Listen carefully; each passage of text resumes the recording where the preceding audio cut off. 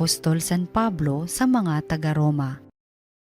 Mga kapatid, lubos akong naniniwalang kayo'y puspos ng kabutihan, may sapat na kaalaman at marunong magpaalalahanan. Gayunman, sa sulat na ito'y naglakas loob akong paalalahanan kayo tungkol sa ilang bagay. Ginawa ko ito dahil sa kaloob ng Diyos sa akin na maging lingkod ni Kristo Jesus bilang saserdote sa mga hentil. Ipinangangaral ko sa kanila ang mabuting balita ng Diyos upang sila'y maging handog na kalugod-lugod sa Kanya, yamang pinabanal ng Espiritu Santo. Kaya't bilang lingkod ni Kristo Jesus, may katwiran akong ipagmapuri ang aking nagawa para sa Diyos, sapagkat ang pinangangahasan ko lamang banggitin ay ang ginawa ni Kristo upang maakit ang mga hentil sa pamamagitan ng aking mga salita at gawa sa tulong ng mga tanda at kababalaghan at sa kapangyarihan ng Espiritu Santo. Kaya't sa lahat ng lupain mula sa Jerusalem hanggang sa Ilirico ay ipangaral ko ang mabuting balita tungkol kay Kristo. Ang hangad ko'y ipangaral ito sa mga dakong hindi pa kilala si Kristo upang hindi ako mangaral sa napangaralan na ng iba. Ganito ang sinasabi ng kasulatan, makakikilala ang hindi pa nakababalita tungkol sa Kanya, makauunawa ang hindi pa nakaririnig tungkol sa Kanya. Ang salita ng Diyos. Panginoong nagliligtas sa tanang bansay na hayag. Umawit ng bagong awit at sa poon ay ialay pagkat yaong ginawa niya ay kahangahangang tunay sa sariling lakas niya at taglay na kabanalan, walang hirap na natamo yaong hangad na tagumpay. Panginoong nagliligtas sa tanang bansay na hayag. Ang tagumpay niyang ito'y siya na rin ang naghayag sa harap ng mga bansay na hayag ang pagliligtas, ang pangako sa Israel lubos niyang tinutupad. Panginoong nagliligtas sa tanang bansay na hayag. Tapat siya sa kanila at ang pag-ibig ay wagas, ang tagumpay ng ating Diyos kahit saan ay namalas, magkaingay na may galak yaong lahat sa daigdig, ang poon ay buong galak na purihin sa pag-awit. Panginoong nagliligtas sa tanang bansay na hayag. Ang mabuting balita ng Panginoon ayon kay San Lucas. Noong panahong iyon, sinabi ni Jesus sa kanyang mga alagad, may isang mayaman na may isang katiwala. Isinumbong sa kanya na nilulustay nito ang kanyang ari-arian, kaya't ipinatawag niya at tinanong, ano ba itong naririnig ko tungkol sa iyo? Isulit mo sa akin ng buo ang pangangasiwa mo sa aking ari-arian, pagkat mula ngayon ay hindi na ikaw ang katiwala ko. Nawika ng katiwala sa sarili, aalisin na ako ng aking Panginoon sa pangangasiwa, ano ang gagawin ko? Hindi ko kayang magbungkal ng lupa, nahihiya naman akong magpalimos. Alam ko na ang aking gagawin. Maalis man ako sa pangangasiwa, may tatanggap din sa akin sa kanilang tahanan. Isa-isa niya ngayong tinawag ang mga may utang sa kanyang Panginoon. Tinanong niya ang una, gaano ang utang mo sa aking Panginoon? Sumagot ito, 100 tapayang langis po. Heto ang kasulatan ng iyong pagkakautang. Dali, maupo ka't gawin mong 50, sabi ng katiwala. At tinanong naman niya ang isa, ikaw, gaano ang utang mo? Sumagot ito, 100 kabang trigo po. Heto ang kasulatan ng iyong pagkakautang, wika niya. Isulat mo, 80. Pinuri ng Panginoon ang magdarayang katiwala dahil sa katalinuhang ipinamalas nito, sapagkat ang mga makasanlibutan ay mas mahusay gumawa ng paraan kaysa mga makadiyos. Ang mabuting balita ng Panginoon. Pinupuri ka namin, Panginoong Hesukristo. Alam niyo po ba mga kapatid na iba ang taong maalam sa taong matalino o marunong? Sapagkat ang taong maalam, siya yung taong maraming kaalaman sa isip, mga konsepto, mga prinsipyo at mga katotohanan sa ating buhay. O kaya ay mayroon siyang mga kakayahan, may mga nagagawa, may mga talento, maalam. Pero hindi dahil maalam ay matalino o marunong. Kasi sa atin, ang iniisip natin kapag maraming alam, matalino at marunong. Pero mayroon pong pagkakaiba iyan. Ang maalam, maraming alam, knowledgeable.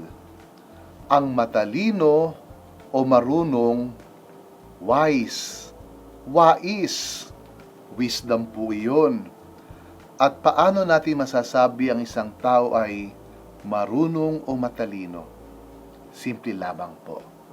Kapag yung kanyang kaalaman ay kanyang nagagamit para sa kanyang kabutihan at kaligtasan. Hindi lang dito sa mundong ito, kundi mas mahalaga dito para sa kanyang kabutihan at kaligtasan hanggang sa buhay na walang hanggan. Sapagkat posibleng-posible, at ito, marami tayong karanasan, ang daming alam, pero hindi nagagamit para sa sarili at para sa kapwa upang mapabuti. Aanhin natin ang kaalaman kung hindi naman tayo pala matalino o marunong, wais o madiskarte para sa kaligtasan hanggang sa buhay na walang hanggan. Kaya mga kapatid, pinuri po ng ating Panginoong Hesus sa Ebanghelyo ang bandarayang alipin. Totoo po, nandaya po yung alipin, pero hindi siya pinuri sa kanyang pandaraya. Siya po ay pinuri dahil sa kanyang karunungan, dahil sa kanyang katalinuhan, na ang kanyang kakayahan, ang kanyang kaalaman, kung ano ang mayroon siya, ay kanyang ginamit para maisalba ang sarili sa siguradong hirap at kapahamakan dito sa mundo. Ang paanyaya ng ating Panginoong Hesus, tayo mang lahat na mga anak ng Diyos, tayo mang lahat na nagsisikap na maging kanyang mga alagad, tayo po ay maging marunong din at matalino para mailigtas natin ang ating sarili mula sa mga kapahamakan, hindi lang dito sa lupang ibabaw, kundi sa kapahamakang walang katapusan. Tayo'y inaanyayahan na maging matalino, maging marunong, para masiguro natin sa ating mga sarili ang kaligtasang walang katapusan. Kaya't ang tanong ay, saan po ba natin ginagamit ang ating kaalaman, yung ating mga kakayahan? Ito po ba'y ginagamit natin para sa kabutihan dito sa mundo hanggang sa kabilang buhay? O baka naman ang mga kaalaman na ito at mga kakayahan na ito ay ating nagagamit sa ikasasama at ikapahamak ng sarili at ng kapwa. Sa ating unang pagbasa mula po sa sulat ni San Pablo sa mga taga-Roma, malinaw po sinabi ni San Pablo, ang kanyang kaalaman ay kanyang ginamit para sa ikaliligtas ng iba na naghatid din ng kaligtasan ng kanyang sarili. Kung ating babalikan, si San Pablo po ang masugid na taga-usig ng mga Kristiyano noong una. Napakadami niyang alam, lalo pa sa batas ng kanilang relihiyon. Pero ang kaalaman na ito, sa halip na gamitin niya para makilala si Jesus sa tagapagligtas, ang kaalaman na ito ay ginamit niya para pahirapan ang mga Kristiyano na kanyang kapwa-tao. Maalam, pero hindi marunong o matalino. Pwede pa ngang sabihin naturingang maalam, pero ang buhay ay isang kahangalan. Sa ating panahon po ngayon, nag-uumapaw ang kaalaman. Magbukas po kayo ng internet, lahat ng mga kaalaman tungkol sa buhay, tungkol sa mundo, naroroon. Napakadami sa atin nakapag-aaral, maraming kurso ang mga natatapos. Yung iba pa nga ay may mga medalya sa kanilang mga pagtatapos. Pero ang tanong, sa nag-uumapaw na mga kaalaman na ito, sa marami nating mga pinag-aaralan, tayo ba bilang mga tao, bilang sambayanan at sangkatauhan ay nagiging mas marunong din o mas matalino? Sapagkat ang tanong ay, dumadami ang kaalaman, pero bakit parang nagiging mas miserable ang ating buhay? Lumalala ang kasamaan, lumalaganap ang kasalanan. Marami ang higit na malungkot sa kanyang buhay.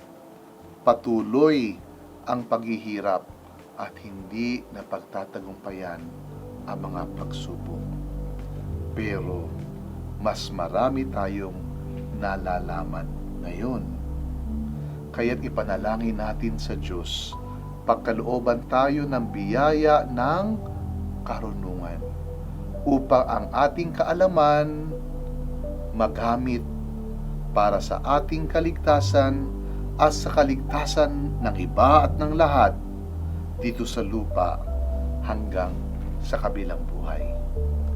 At sumayin niyo po minsan pa ang pagpapala ng ating mabuti at marunong na Diyos, Ama at Anak at Espiritu Santo.